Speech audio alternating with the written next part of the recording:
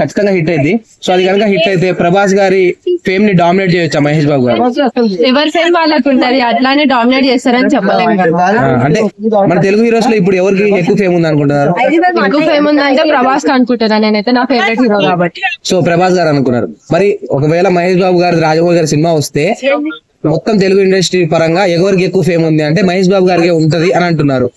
దాని మీద మీ ఒపీనియన్? నేనైతే ప్రభాస్ గారు అనుకుంటున్నాను. ఓకే, అంటే ఇప్పుడు ప్రభాస్ గారికి ఎక్కువ ఫేమ్ ఉందా, మహేష్ బాబు గారికి ఎక్కువ ఫేమ్ ఉందా?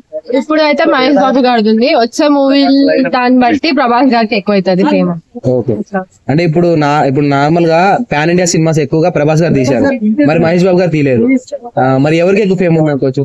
ఇద్దరికి ఎక్కువ ఫేమ్ ఉంది, అట్లా అని కంపేర్ చేయలేము కదా. Okay, thank you. అంటే SSLC 29 వస్తుంది కదా రాజమౌళి గారితో, ఆ మూవీ ఎలా ఉండబోతుంది?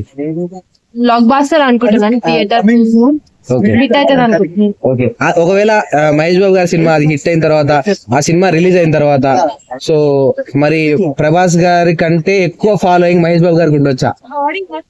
సినిమాని బట్టి ఉంటది, అట్లా మనం ఏం చెప్పలేము.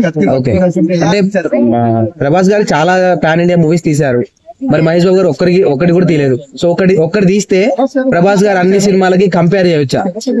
అట్లా అని కంపేర్ చేయలేము, ఒక్క మూవీకి అన్ని మూవీస్ కి కంపేర్ చేయలేము. Thank you.